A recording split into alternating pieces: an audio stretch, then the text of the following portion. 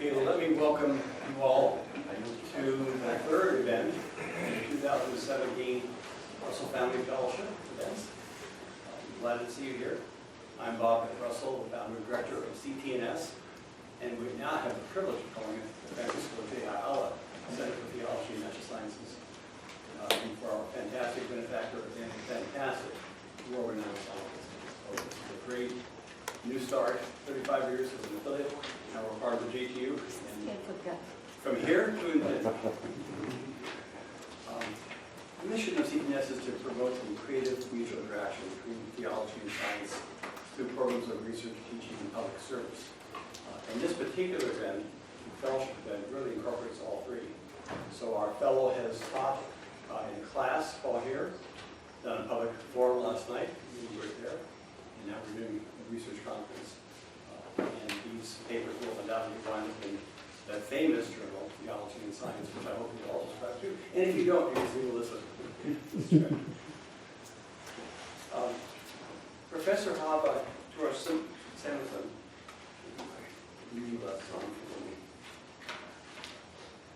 is the Irvine and Miriam Lowe Professor of Modern Judaism, the Director of Jewish Studies, and Professor of History at Arizona State University in Tempe. She holds a PhD in Jewish philosophy and mysticism from the Hebrew University of Jerusalem and a BA in religious studies from sunny Stony Brook, New York. She has taught at Indiana University, Emory University in Atlanta, Columbia University in New York, and Hebrew University College in New York.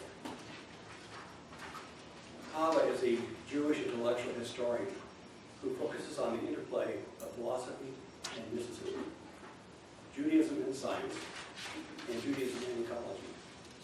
In addition to over 50 essays and book chapters, she is the author of, quote, Between Worlds, the life and work of Rabbi David Ben Judah Messer Leon, which received the award for the Hebrew University, from Hebrew University, for the best work in Jewish history in 1991.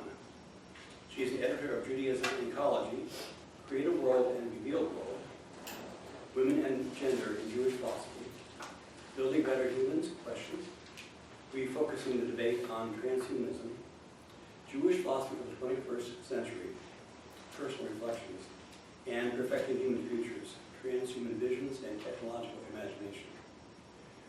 Professor Tirosh-Samuelson is the editor-in-chief of the Library of Contemporary Jewish Philosophers, a series of over 20 books featuring outstanding Jewish thinkers today. Within the field of science and religion, she explores the interplay of religion, science, and technology with a focus on transhumanism. She is leading several Templeton-funded projects, one facing the challenges of transhumanism, religion, science, and technology, the transhumanist imagination, innovation, secularization, and eschatology, and beyond secularism, placing piloting new approaches for the study of religion, science, and technology in public life. She's a member of the International Science Society for Science and Religion and serves on the academic board of Zygon, Journal of Religion and Science. It's a pleasure to welcome her. She's a dear and fantastic scholar. A pleasure to listen to, a great lecturer, and a great interlocutor. So, without ado, let's welcome Hava to speak on Pursuit of Perfection, the Misguided Transhumanism Vision.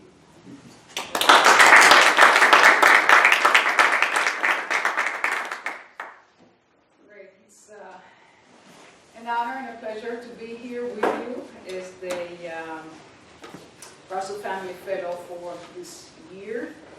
I think some of you have been in other settings, right, with me before here, so this is my fourth presentations, and the focus is going to be on transhumanism. So I started to get into this about 15 years ago, but when I say to people that I write on transhumanism, I usually get a question, what is transhumanism? So just for my sake, how many people are familiar with the term transhumanism? So almost all. Good. I will spend some time with the definition, but for most people, this term is not known. But here I had the pleasure actually of joining a whole class that devoted its attention to this book. So if you're not familiar with this book, I would recommend it to you, Religion and Transhumanism, The Unknown Future of Human Enhancement, edited by Calvin Mercer and Tracy Trothan. Those two people have edited other collections. So if you're interested in their work, I highly recommend. And I will refer to other things that I've edited on transhumanism. So transhumanism is not easy to define. According to the leading transhumanist theorist, that Nick Bostrom in Oxford, quote, transhumanism is a loosely defined movement that represents an interdisciplinary approach to understanding and evaluating the ethical, social, and strategic issues raised by present and anticipated future technologies, unquote. In the same essay, Bostrom also refers to transhumanism as a worldview that has a value component, unquote. And that broader definition seems to me more appropriate. As I see, transhumanism is a vision about the role of technology in the evolution of the human species. There are many facets to transhumanism, but they all cohere into the claim that the human species is on the verge of a new phase in its evolution as a result of converging technologies such as genomics, robotics, informatics, and nanotechnology. According to transhumanism, these technologies will bring about a physiological and cognitive enhancement of human beings that will pave the way for the replacement of biological humans by autonomous, decision-making machines, which will constitute the post-human age. Whereas biological humans emerged out of the slow, uncontrolled, and unpredictable process of evolution, the process that will bring about the post-human will be fast, controlled, and directed. And it's going to happen because of human engineering. Described as either enhancement revolution or radical evolution or designer evolution or conscious evolution, those are all terms that I use in titles of various books. This futuristic scenario turns the human into a design project.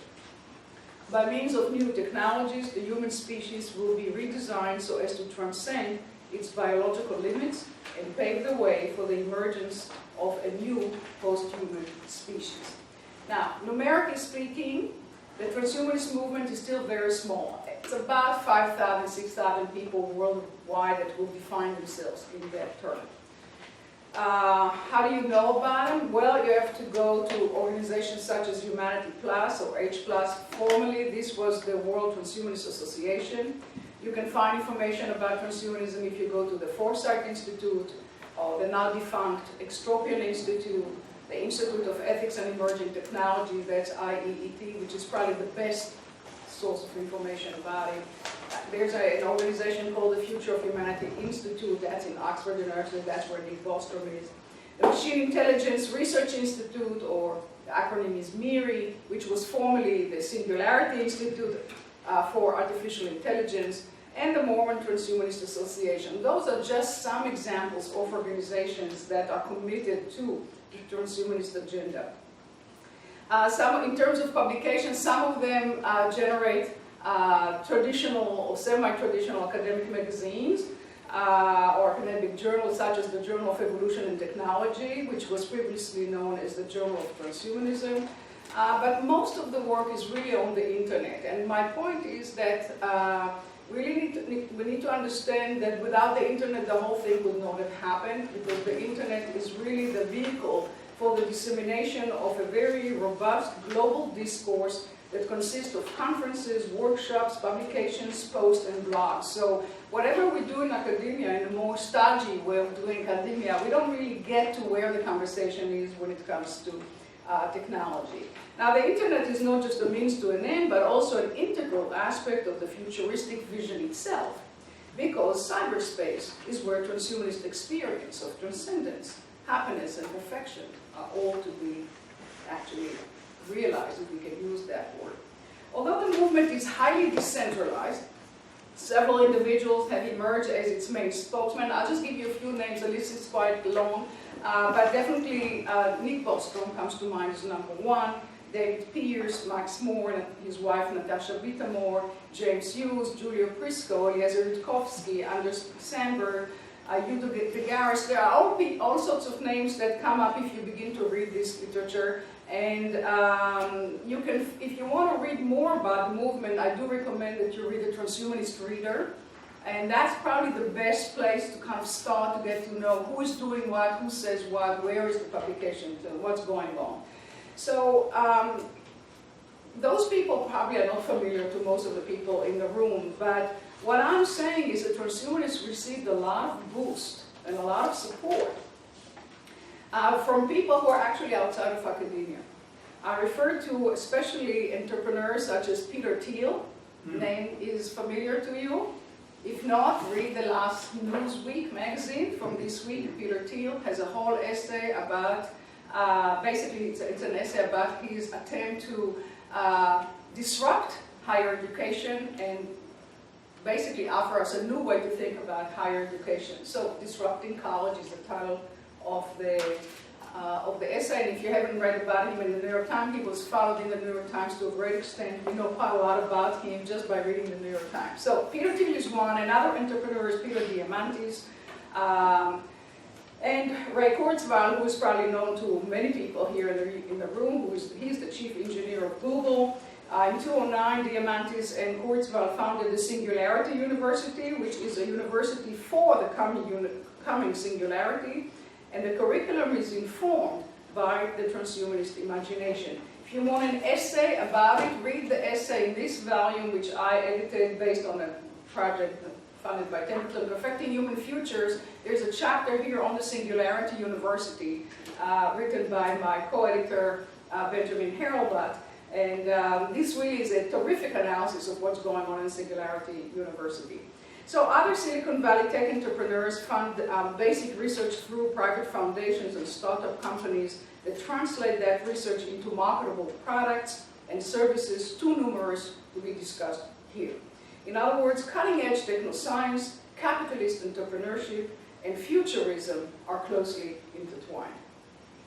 Now, transhumanism is not monolithic. It's actually a cluster of currents.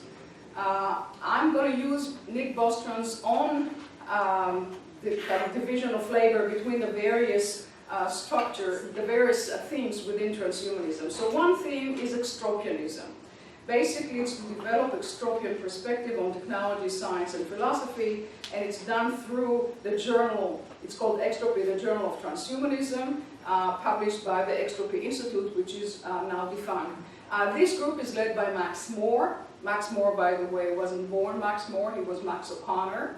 But the fact that he changed his name is significant because for him, to be a transhumanist means to be more and to do better. So I'll tell you more about that. But Max More is a very interesting character. It's the forefront of the cryonics. I don't know if you know about cryonics, but it's a forefront of the cryonic institute. Actually, it's in Scottsdale. It's in my backyard, so it's in Scottsdale, Arizona. And very interesting. So that's one theme, the whole theme of extropianism, and I'll come back to it. Again, I'll come back to Max More. Second theme is the singularity vision, or singularitarianism. These people are those transhumanists who believe that the transition to a post-human world is going to be a sudden event, elicited by the creation of a runaway machine intelligence. The guru here is Ray Kurzweil, probably known to everybody in the room, the inventor and futurist who is revered by many transhumanists, even though he doesn't define himself as a transhumanist. A third theme is hedonism, or kind of its combination of transhumanism and hedonic utilitarianism. These people are led by David Pearce. He is the thinker who inspires most of these people. They emphasize pleasure and morphological freedom, namely the right to modify and enhance one's body, cognition, and emotion. A fourth current is democratic transhumanism. Those are the people who emphasize social responsibility and democratic decision-making in the use of converging technologies for the benefit of humanity. These people, the best example is James Hughes. A lot of times James Hughes is not on the same page with other people in the movement, so it's a bit of an issue, but definitely his work on Citizen Cyborg, it's not a new work, I think it's from 2004, is an example of that. Finally, we have those who are known as survivalists.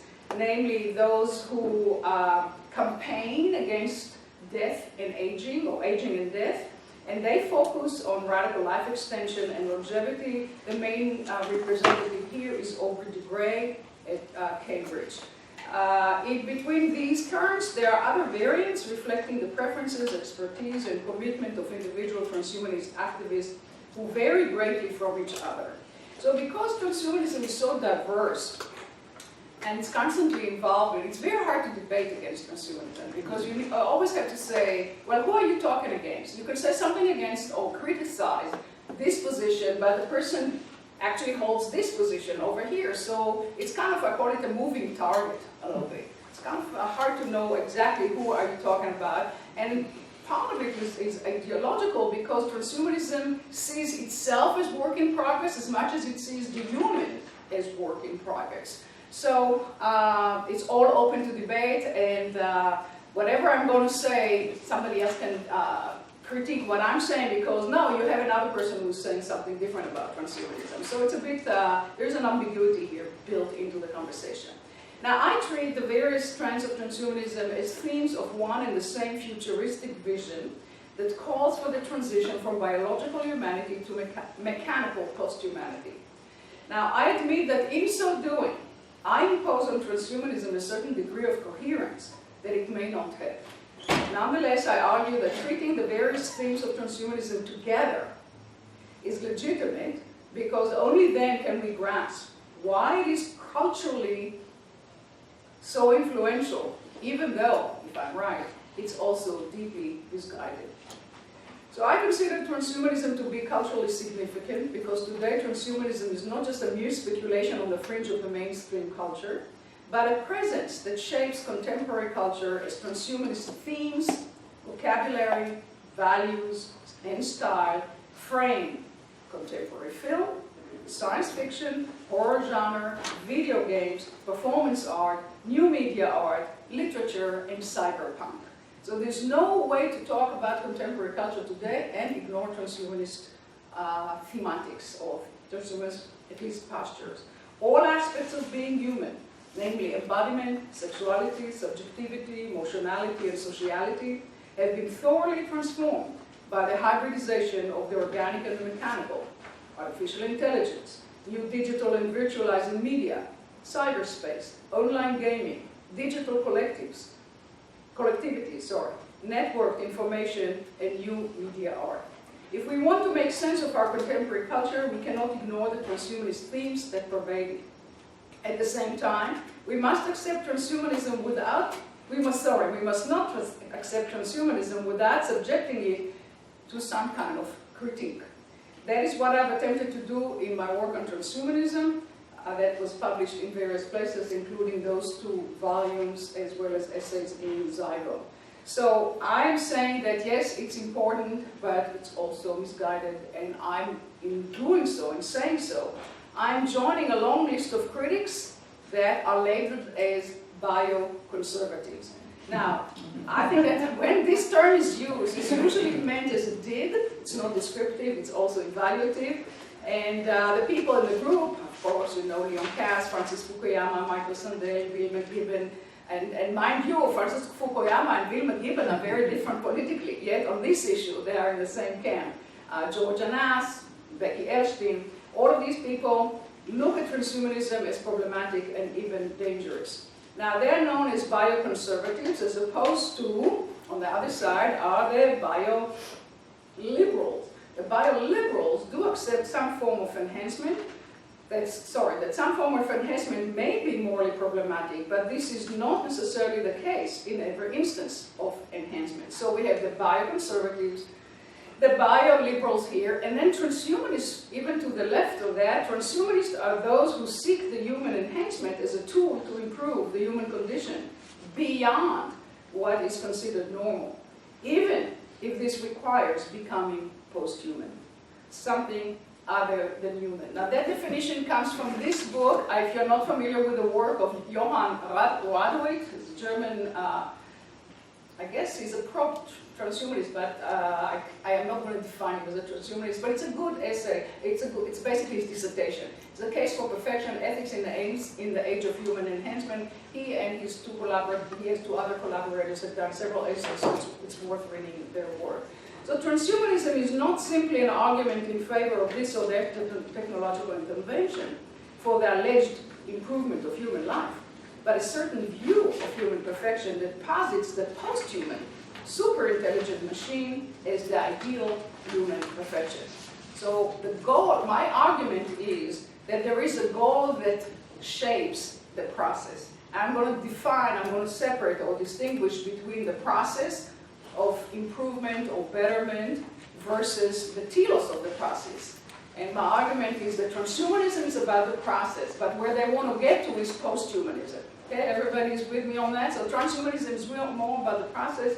The goal is post-humanism. When transhumanists argue in favor of enhancement, they do so in the name of what they regard as the perfection of the human species. I view transhumanism as an elaborate pursuit of perfection notwithstanding, and here I have to, my argument is against Nick Bostrom. Nick Bostrom is basically saying transhumanism is not about perfection, it's about improvement. Forget about perfection, we don't try that. I don't think that's right. I actually think that the whole business of improvement is determined by the goal of perfection. So he's making this argument. Alan Buchanan is also making the same argument, separate between improvement and perfection. So even though Nick Bostrom defines himself as a transhumanist, Alan Buchanan is probably, I would say, just a bioliberal as opposed to transhumanist. So what is the ideal perfection of the human species according to transhumanism? Well, to be perfect, human beings must cease to be human and transform themselves to the presumably more perfect post-human entities. According to Max Moore, transhumanism marks a transitional standing between our animal heritage and our post-human future. The post-human is regarded as the perfection of the human that will be attained by means of, and gives us now a whole list, genetic engineering, life-extending biosciences, intelligent intensifiers, smarter interfaces to swifter computers, neural computer integration, worldwide data networks, virtual reality, intelligent, this is all one sentence, intelligent agents, swift electronic communication, artificial intelligence, neuroscience, neural network, artificial life, off-planet migration, and molecular nanotechnology. That's how we're going to get there. So transhumanism is the process that will culminate in post-humanism, which is the telos. Now, here is my critique. I consider transhumanism to be misguided because its ultimate end is to make the biological human species obsolete. Put differently, I reject transhumanism because it calls for the planned obsolescence of the human species on the ground that biological humanity, the product of long evolutionary process, is not only imperfect work in progress, but a form of life that is inherently flawed and that has no right to exist. According to transhumanists, human beings must recognize their innate imperfection and do everything they can to bring about the rise of post-human beings that will eventually displace and replace flawed humans. The transhumanist then is not about how we can flourish as biological, social, and political humans, but a vision that denigrates our humanity, calling us to improve ourselves technologically so that we can voluntarily become extinct. As I see, transhumanism calls us to commit collective suicide as a species. In the following section of my remarks, I will flesh out this transhumanist vision by looking at the main themes: human enhancement, morphological freedom, postponement of death, singularity, and human-machine interface. Those are the 5 major themes in this discourse, all of which I find to be problematic. I will conclude my remarks by reflecting on the fact that despite the robust critique of transhumanism for the past 3 decades, the cultural appeal of transhumanism has actually increased. Why has the critique of transhumanism failed to diminish its cultural appeal? I will submit to you that transhumanism illustrates the complexities of our contemporary post-secular age in which people across the globe seek transcendence within the immanent frame. In our post-secular world, millions of people, or billions maybe, are seeking to find meaning in life, but they cannot return to traditional views of transcendence, happiness, and perfection. While remaining within the immanent frame, that's of course the term that Charles Taylor coined, people invest various dimensions of the secular world with spiritual meaning, thereby giving rise to all sorts of hybrids. This is the case of the technological spirituality characteristics of transhumanism, in which technoscience, the primary expression of our secular age, is invested with salvific meaning. And I've developed that point in my essay in Zygon from 2012 about transhumanism as a secularist faith. In the transhumanist scenario, technoscience will make us flourish in this world and will deliver us to life eternal.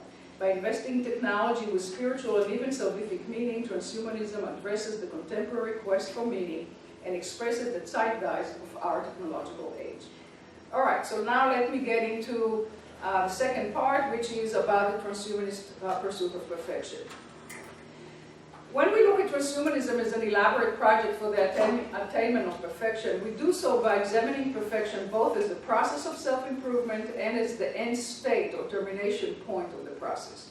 This duality in the pursuit of perfection did not begin with transhumanists, but can be traced all the way back to Aristotle and to ancient Greek philosophy. In book Delta of the Metaphysics, Aristotle distinguished three meanings of the term perfect, eleios, or three shades of one meaning. Perfect is that which is A, complete, namely contains all the requisite parts. B, perfect is that which is good, that nothing of the kind could be better. And C, perfect is that which has attained its purpose. Note that it is easy to subsume the first meaning within the second, but that between the second and the third meaning there is difference and even some tension. The first and second meanings pertain to the thing which is perfect in itself, whereas the third meaning refers to that which is perfectly serves its purpose. The duality is inevitable because in Greek the word teleios, or perfect, is etymologically related to telos, or end. In Greek, to perfect means not only to complete or to finish, but also to attain a goal and to achieve an end. So from Aristotle to our own day, all Western thinking about human perfection exhibits this duality. I've written a whole book on a discourse on happiness and perfection from Aristotle to the 17th century in the Jewish tradition. So that will be relevant to what you are going to say. So I cannot do it obviously right now. It's a very complicated story. I cannot discuss it in detail. But I do want you to know that transhumanist conception of perfection remains largely Aristotelian, because it poses a causal connection between perfection and telekia and happiness, eudaimonia. Like Aristotle, transhumanists believe that each being is so constructed in its nature that it acts only according to a single particular pattern. Everything naturally aims toward the end, and that end determines the direction of the individual's development. A thing reaches its natural perfection when it has all its parts, when the parts function well in their own characteristic activity, and when the thing reaches the end of its proper development and so becomes fulfilled. So the transhumanist vision of technological perfection operates within this logic. And by the way, Max Moore actually knows quite a lot about Aristotelian philosophy. He was trained in that tradition, of course, Bostrom does as well, so it's not surprising that that's the case. But I suggest that it misses that the transhumanist way of talking about perfection misses much of the subtlety and depth of the Aristotelian understanding of happiness and perfection. Whereas Aristotle understood correctly that in the world as we know it, human beings can only aspire to the ultimate perfection but never realize it. Transhumanists hold that ultimate perfection can be attained by means of technology here and now, but with the price of obliterating humans as we know them. So I'm going to now speak about transhumanism as a process, basically perfection as a process, namely the use of technology to achieve enhancement. And then I'm going to speak about the telos, about the termination point, and show you what's going on there. So let's go to the process. A recent survey of the Pew Research Center appropriately notes the connection between perfection and happiness in transhumanist discourse. According to the survey, the proponents of transhumanism, quote, predict that the convergence of new technologies will soon allow people to control and fundamentally change their bodies and minds. Instead of leaving a person's physical well-being to the vagary vagaries of nature, supporters of these technologies contend that science will allow us to take control of our species development, making ourselves and future generations healthier and happier. So it's all about happiness, in a sense. That transhumanism is about the attainment of happiness is recognized by Max More when he explains what extropy is about. And he tells us that the extropy is the extent of a living or organizational system's intelligence, functional order, vitality, and capacity and drive for improvement. That's how he defines extropy. And extropic he defines as actions, qualities, or outcomes that embody or further extropy. Now he elaborates the point by saying that extropy is not a real entity or force, but only a metaphor representing all that contributes to our flourishing. So when you look at that definition, you can see how this is what they're trying to reach. They're trying to figure out what is human flourishing. So transhumanism in that regard is about our happiness and our well-being. Now Moore argues that technology will bring about human flourishing through all those things that are already talked about. But if you listen to the full quote, you'll see that it's quite expensive what he's doing.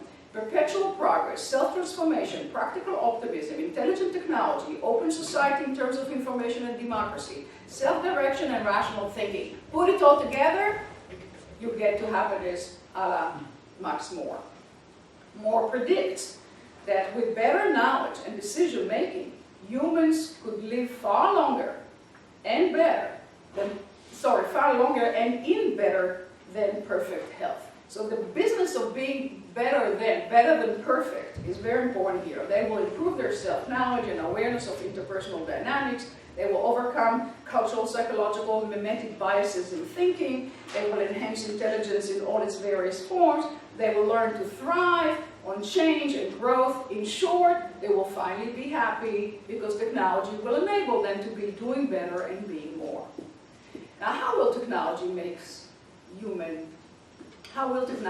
humans happy and even perfect? According to transhumanism, basically what we need to do is to engineer human perfection by transcending biological limits imposed on us by the messy process of random evolution. Now, mind you, that here, the point here is that precisely because the evolutionary process is very flawed, it's not only that we can intervene. According to transhumanist position, we should intervene. We should do so in order to improve the human species. As I already noted, transhumanists regard evolution as slow, random, and chaotic and flawed, and much better to make it all directed, human-directed process. So this business of engineering happiness, this is where my discomfort lies. I don't like this emphasis on engineering happiness, or technologizing happiness, or technologizing perfection, or technologizing transcendence. This focus on this engineering approach is where I feel that I have some real discomfort, to say the least. So for the past 3 decades, there has been a vociferous debate about technological enhancement, and clearly I'm not going to resolve that debate. Some of the ethicists on the panel may try to do so. The proponents of enhancement technologies, be they drugs, implants, prostheses, claim that they not only enable us to overcome limitations and deficiencies, but that they enable us to be authentically, to authentically create ourselves, choosing for ourselves the kind of life we wish to live. By contrast, the critics of enhancement worry that these technologies threaten our effort at achieving authenticity and regard enhancement technologies as procedures that separate us from what is most our own and from how the world really is. So one example of the critics is Leon Kass. Leon Kass is telling us the following. Where he criticizes enhancements, he puts it in this way: as the power to transform our native powers increases, both in magnitude and refinement, so does the possibility for self-alienation, for losing, confounding, or abandoning our identity. So that's where the conversation is. I'm not entirely with Leon Kass on the issue of authenticity, but it seemed to me that what we need to do is to take transhumanism seriously and engage it critically and see, is it really the case that technology will give us perfection? I, for one, am a skeptic, at least a skeptic on that point. So, why am I a skeptic? First, though the use of a given enhancement technology requires voluntary decision, here is my first point, the incorporation of technology into our bodies eventually reduces our freedom of choice, especially if it involves genetic engineering. The more technologically advanced we become, so as to transmit our enhanced state to future generations, the less free we become. Second point, the technological approach to happiness and perfection defines being more, doing better, strictly in materialistic terms, equating being human with having a particular human body. Now let us recall that the traditional approach to happiness and perfection means that if you're going to be happy and flourish as a human being, you need to acquire the virtues through moral training and of habituation, practice, and learning. That's basically Aristotle and the entire Christian tradition that is based on that. At the center of the traditional approach to happiness stood the concept of character and the effortful cultivation of the virtues by means of education and spiritual exercises. But in transhumanist discourse, there is no meaning to character, virtue, moral training. All of that goes by the window. Why? Because they take a reductionist, materialist views that flattens the complexity of human life and diminishes those dimensions just diminishes those dimensions of being human. And I think that reductionism is what we really need to resist. A third critique is that the technological approach to human perfection is hyper-individualistic, paying no attention to the relational aspects of being human and to the fact that humans require social and political interaction with each other or with other humans in order to flourish. So we actually lose this entire social political dimension of humanity if we follow this logic. Now, so those are my three arguments against this focus on enhancement. Philosophically, the transhumanist desire to liberate humanity from biological constraint is justified by appealing to the principle of morphological freedom. This was articulated by David Pearce in his hedonistic imperative. It's a document, it's kind of a manifesto. You can Google it up and it will come up. If you just Google the hedonistic imperative, you'll see the whole, it's like a book. It's actually like a book. And Anders Sandberg, who is another important kind of advocate of transhumanism, he argued that morphological freedom is an individual civic right. We all have a right to be who we want to be. No matter what we do to our body, we can redesign our body and come up with in a different form. Now, Pearce's hedonistic imperative presents itself as a manifesto, I'm quoting now, a manifesto that outlines a strategy to eradicate suffering in all sentient lives. He defends this abolitionist project as, quote, on ethical utilitarian grounds, unquote, and he asserts, quote, that genetic engineering and nanotechnology allow Homo sapiens to discard the legacy wetware of our evolutionary past, promising that our post-human successors will rewrite the vertebrate genome, redesign the global ecosystem, and abolish suffering throughout the living world, unquote. So Pearce's manifesto presents an elaborate project, he calls it hedonic engineering, that will bring about the genetically pre-coded generic modes of paradise in which native-born ecstatics will flourish. So for him, if we get to do what we are supposed to do, we're going to be on high, basically, all day long. We'll be on high because we will be redesigned as different kind of creatures. So when you look at the discourse and when you look at what he's saying, he's treating who we are, he calls it kind of where we are biological humans. We are basically part of what he calls the psychochemical dark ages. And what we need to do is to emerge out of these dark ages and become what we are truly about, and that's the post-human. So obviously, you can see that there are some serious issues with his hedonistic imperative. Basically, a lot of the criticism of hedonism, the traditional hedonistic approach, can apply here. But specifically, I would like to suggest that what's wrong with this kind of thinking is this. Human culture, especially art and philosophy, could not have been possible without some negative dimension of being human, negative aspects. Suffering, pain, loss, yearning. Everybody has gone through this, and we all know that it's not just bad to go through this period of time when you experience all those things, because a lot of time you can create out of it. You can do art, you can do literature, you can do music, and so forth. But if chemicals root out these human abilities, what will be the source of human creativity? Hedonic engineering is not a prescription for cultural depth and creativity. It's a prescription for childish shallowness that regards having fun and feeling good above all other values. There's a book that I want to introduce you if you don't know it. It's called, the title is Happy People Pill for All. Happy people. Happy people pill. All of us will take a pill, will make us happy. And this is Happy People Pill. It's all in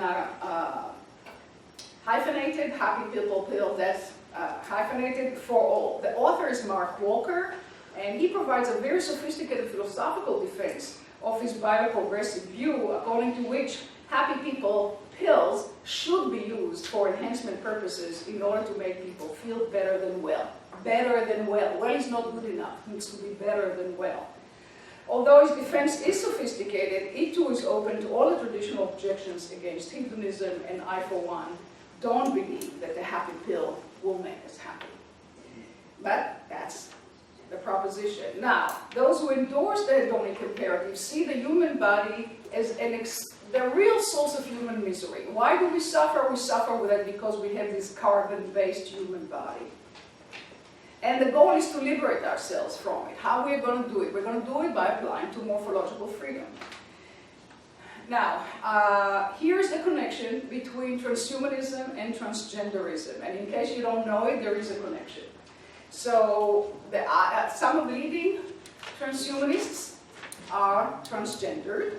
For example, Martine Rothblatt, who used to be Martin Rothblatt. So Martine Rothblatt actually, she has a whole book on that. You can read her work, and she claims basically that the freedom of gender is the gateway to a freedom of form and to an explosion of human potential. So our form, this body is basically a prosthesis. We can just change it as we see fit, or as we feel like doing. Nowhere this freedom is exercised more than in cyberspace. I'm just curious, anybody here in the room uses Second Life, or is a member in Second Life, or any of those communities where people, I don't know if people would like to share it, but there are communities, I'm sure you know, online communities, in which people present themselves through avatars, through those representations, and avatars, those non-biological simulations of the self, basically choose the form of their self-presentation, and they can change it at will. So a man could be a woman, tomorrow you can change your avatar. You can be so playful and so creative in how your avatars present yourself. Cyberspace is the ultimate place where liberation from biology can be experienced, because in it there is no connection between gender and genitals. No need for biological reproduction. No suffering caused by human corporeality. Now, here's the irony. The irony is that because the ability to be free of sexual embodiment is possible, for me this is ironic, because the ability to be free of sexual embodiment is possible only because biomedical technologies have actualized in the flesh what previously has only been an unrealizable and unrealized fantasy. If indeed the existence in silico is so much better than the existence in corpore, why bother changing the latter? Why are you trying to go through this very complicated surgery if you just want to exist on cyberspace? The transition from one gendered body to another, which is the key of what transgenderism is about. So that transition makes sense only if life in organic bodies is an inherent good. And that's precisely what transhumanists deny. Okay, so I basically say that there is a contradiction here in the attitude toward the body. If you want, so we can talk in the discussion about transgenderism. There are some very famous transgender people that you don't know, but they shape our culture to a great extent. I'm referring to the Wachowski brothers, which are now Wachowski sisters. It's a very interesting story. We can get to it in the conversation. No less ironic, but much more problematic, is transhumanism attitude toward death, which is the next major theme of transhumanist discourse. Given its disdain toward the human body, one could imagine that transhumanists would welcome death. Finally, we can get rid of this body, right? Or at least accept death with sober calm. But instead, transhumanists are outraged by death and find it an affront and an insult. Because of the youthful desire to live forever, and I'm saying this because I know Aubrey de Grey personally, we had many conversations, and that's exactly it. It's a youthful desire to live forever in healthy bodies. Aubrey de Grey has been leading the crusade, that's his word, the crusade to defeat aging, which for him is, quote, not only morally justified, but it is the single most urgent imperative for humanity. So according to Aubrey, basically what we need to do is to put all our resources into postponing death, and I'm saying only postponing death because he knows that you cannot really get rid of death entirely.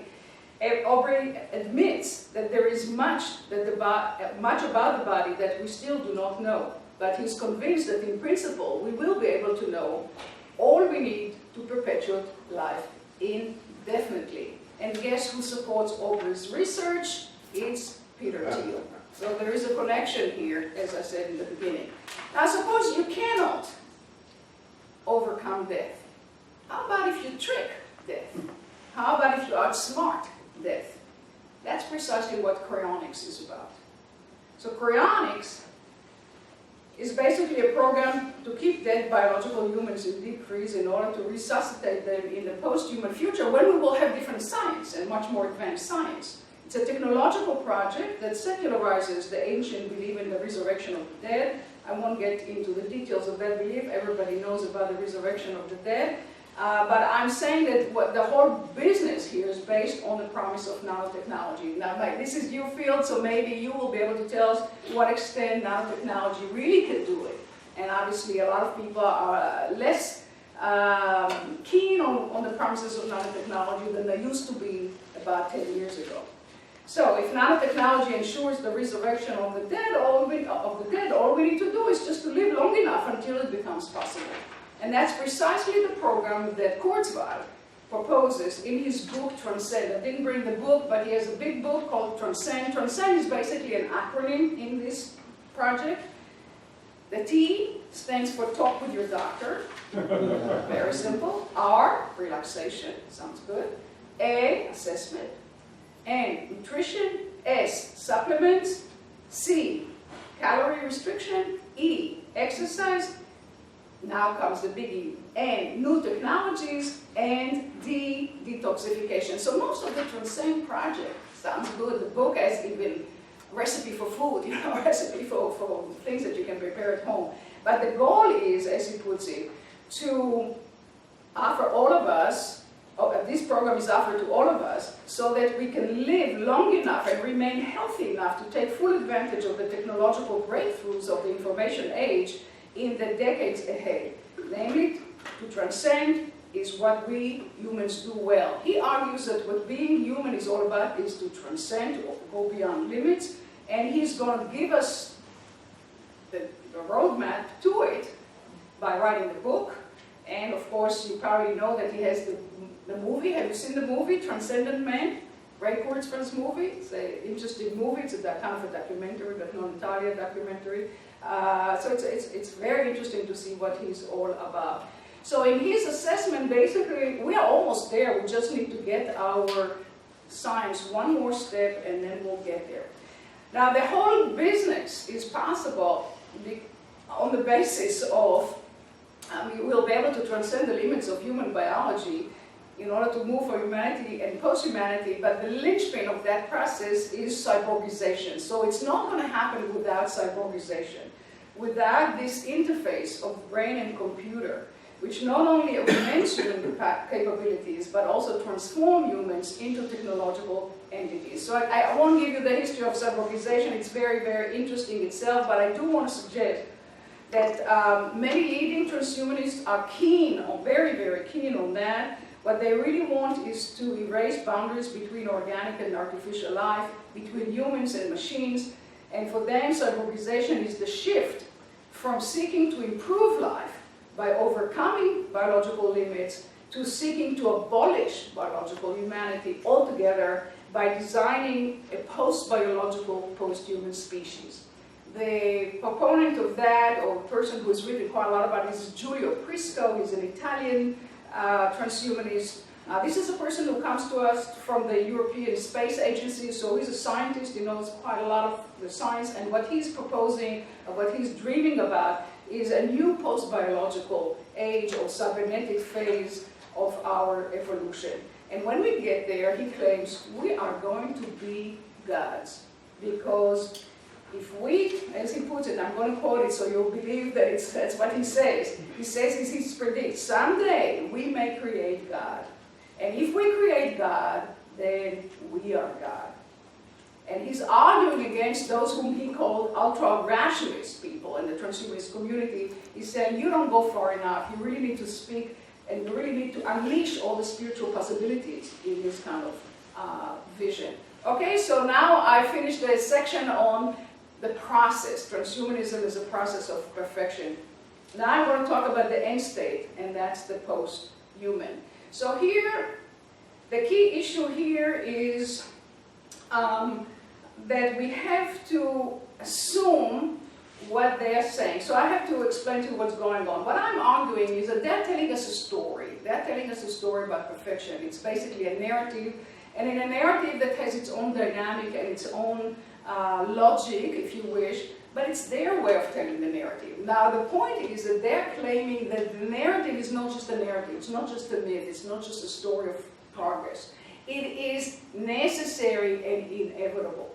So I want you to become more attuned to the fact that it's a question. For me, it's a question. But for them, the transhumanist narrative depicts a shift from biological humanity to mechanical post-humanity as an inexorable, necessary progression, which is deemed to be progress for humanity. The technological progress of humanity will bring about the demise of biological humans and their replacement by super intelligent post-biological, post-human entities. This is what futurists like Hans Moravec, an older person who's now deceased, Ray Kurzweil, Kevin Moore, Giulio Prisco, Nick Bostrom, Ted Shu, all of these people are writing in this vein, and I recommend that you read their work if you are not familiar of it. So what are the components of the story? Well, in this story, in this myth of extreme progress, there are various stages. The first stage is the mechanical age. In the mechanical age, humans will use their brain to build artificial intelligence, computers whose computational capacities far exceed human abilities. So that's where we are. We are right now in this age. And these entities, these robots, will coexist with us, but they will serve us, right? They will serve humanity, hence we call them servers, right? Accelerated exponential progress of AI technology, however, will facilitate the ultimate form of machine-brain interface. So that's the next development. The next development will be the uploading of the human mind onto supercomputers, and then when this is achieved, those intelligent machines will be able to teach themselves and correct their own mistakes. This constitutes the irreversible turning point known as technological singularity or AI singularity, in which super-intelligent machines will become autonomous and self-aware, inaugurating the third phase of the story, and that's when we all enter into the age of mind.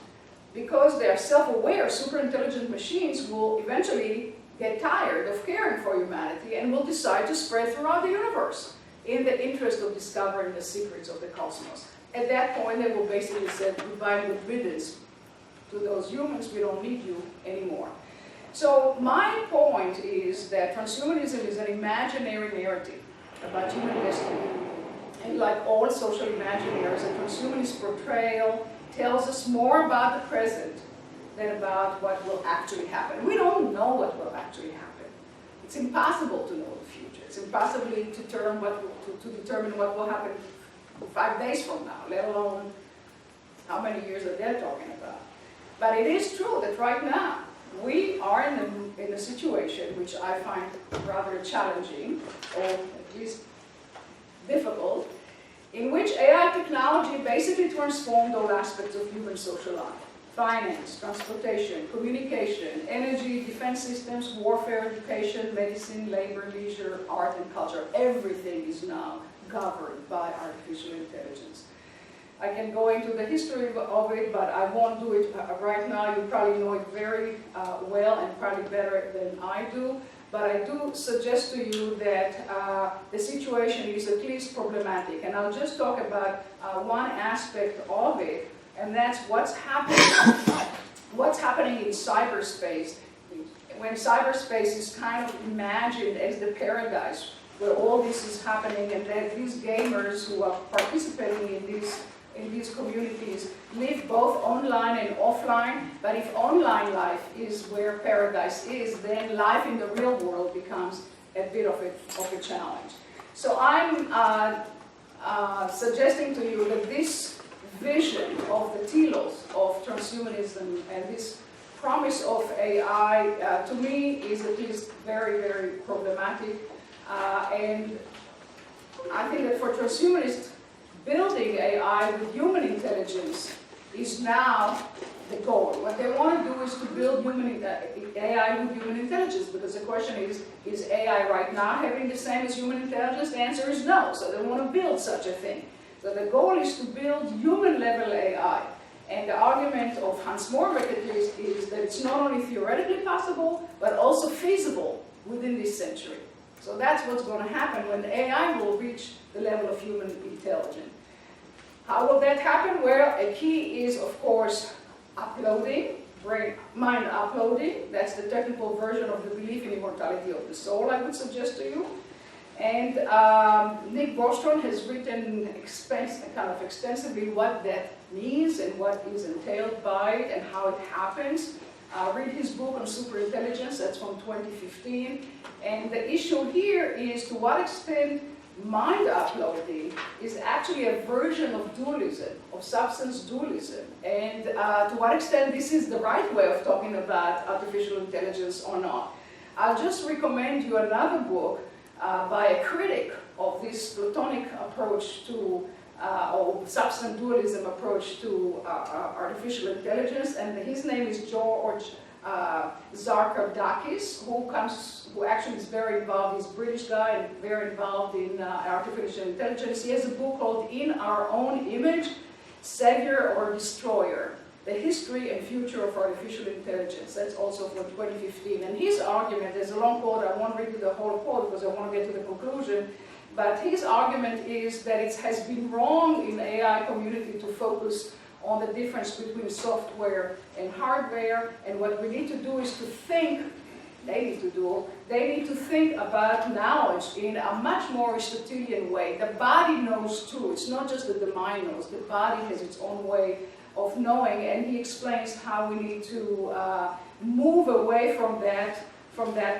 traditional view of knowledge to what he recommends is a much more Aristotelian view of knowledge. So obviously all this is kind of ironic, because it's precisely what they spoke against, namely the body, which is the way to even think about it. So by way of, in order to get to the conclusion, I would suggest to you that the story right now in the transhumanist community is much more sober, shall I say, and much less hopeful than it used to be, let's say, 10 years ago or 15 years ago. At least the last 2 years, we hear more and more voices that tell us that maybe artificial intelligence is very problematic and actually is very dangerous. On December 2nd, 2014, Stephen Hawking, who already greatly benefits from machine-human interface, as we all know, sounded the alarm when he stated, quote, "The development of full artificial intelligence could spell the end of the human race." And this week, he actually warned again that without world government, technology wipe out humanity. That's what he said 2 days ago. Eliezer Yudkowsky, who is one of the singularitarians, a very sophisticated AI person, he believed that we are able to create friendly AI. So now he's busy creating friendly AI because he knows how malevolent AI can really do damage. Well, where were you 20 years ago, 15 years ago? He didn't talk about malevolent AI 15 years ago, but now he does.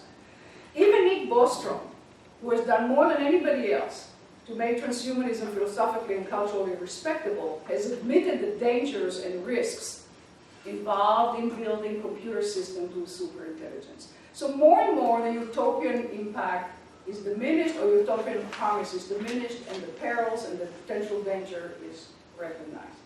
So by way of concluding, let me say a few words about how to evaluate transhumanism in the post-secular age, and just explore, or just explain again, how do I see it culturally speaking.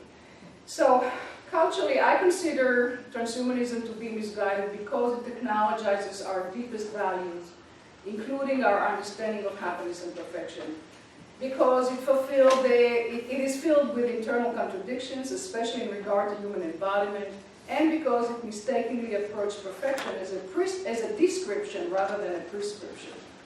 However, I do maintain that we do not have the luxury to ignore transhumanism and to dismiss it as inconsequential.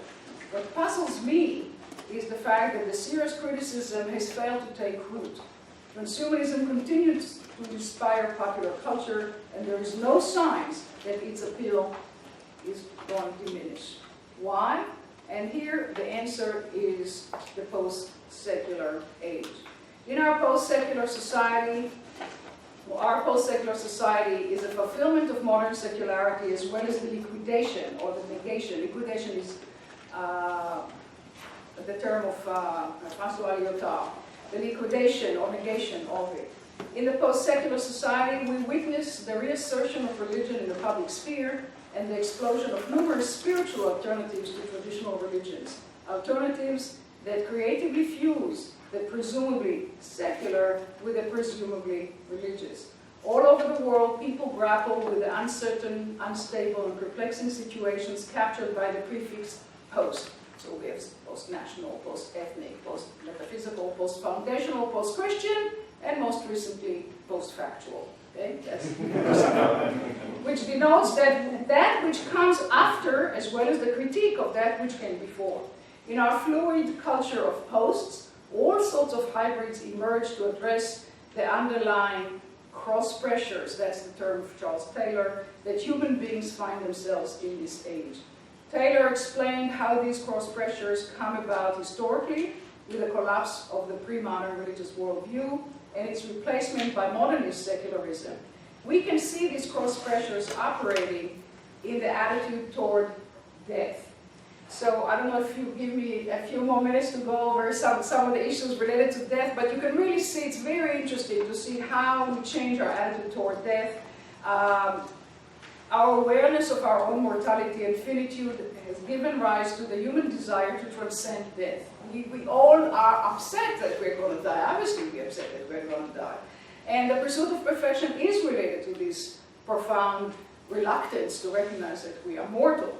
Indeed, the pursuit of perfection required reflections about the meaning of being human in light of our pending death. In the pre-modern world, the reality of death was accepted and experienced as part of the course of life. And the transcendence of mortality, namely the finality of death, was constituted a religious belief and a philosophical practice.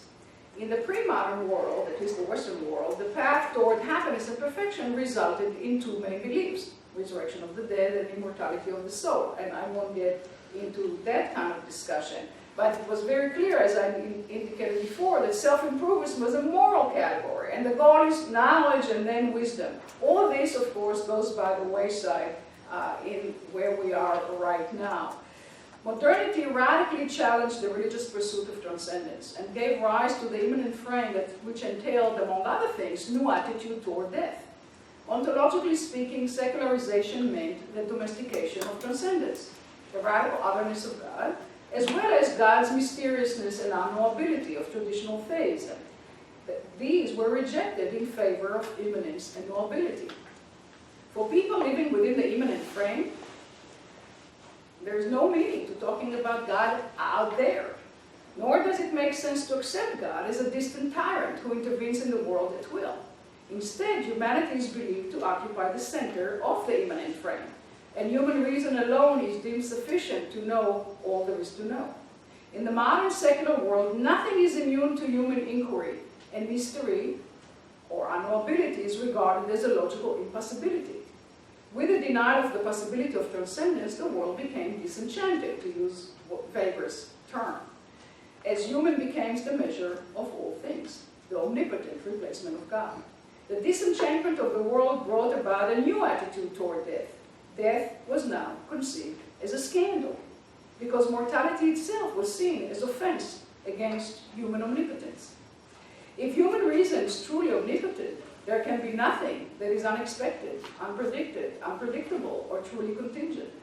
To the rationalist modernist mind, death is so offensive because it seems indifferent to human effort. Hence, death must be resented and seen as a defect and must and can be corrected if we know its causes.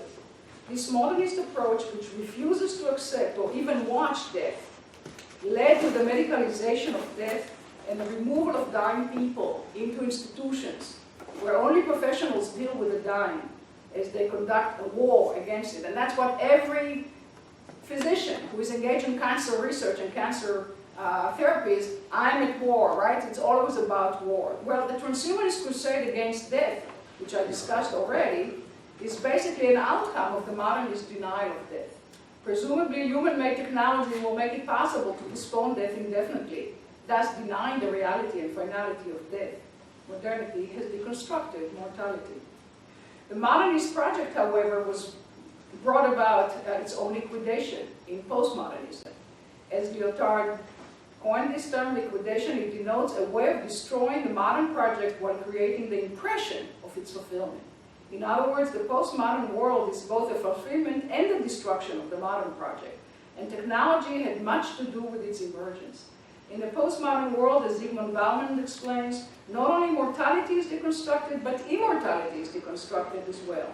The human is no longer a pilgrim, as he once was in Christian world, but now he is a nomad who has no place to call home and who sees all of life as bridges that need to be crossed. In the postmodern world of simulation, that's what cyberspace is all about, immortality is promised by all sorts of immortality brokers, be they advertisers, publicity promoting and image grooming companies, critics, gallery owners, publishers, programmers of TV companies, and editors of the press. Viewed from that perspective, the engineers of AI technology are just another group of immortality brokers. But their control of the path to immortality is not a mere fantasy, but a recipe for the destruction of human life as we know it. So the transhumanist vision of transcendence by means of technology entails the integration of the human into and merging with its own technological productions.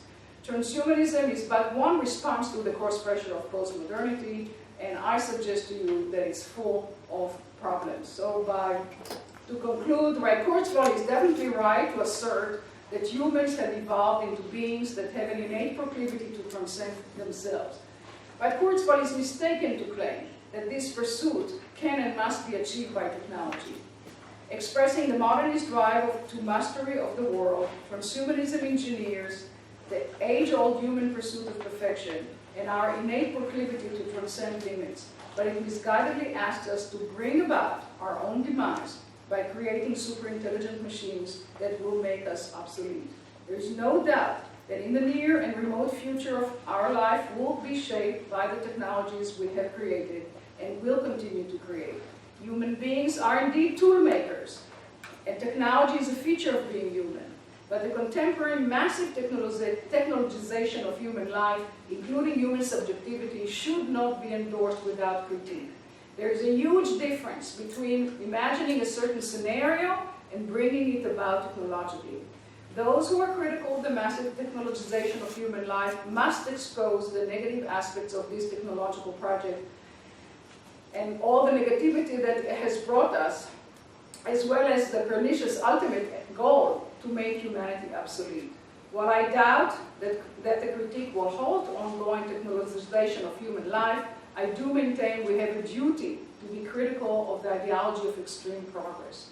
I was encouraged most recently to read Bill McKibben's essay, Pause, We Can Go Back, that's from the New York Review of Books, which reviews David Sachs's book, The Revenge of Analog, Real Things and Why They Matter. The book documents the resurgence of interest in cultural products based on analog technologies, such as LP records, that resist the digitization of music and allow us to enjoy the physicality of objects since they fit our embodied existence. If this is indeed a widespread trend, or will become a widespread trend, perhaps the rush to technologize human existence may slow down, allowing us to honor ways of being in the world that are persistent with our material embodiment and our mortality. So thank you for inviting me to speak here at CTNS, and I look forward to the comments and the questions.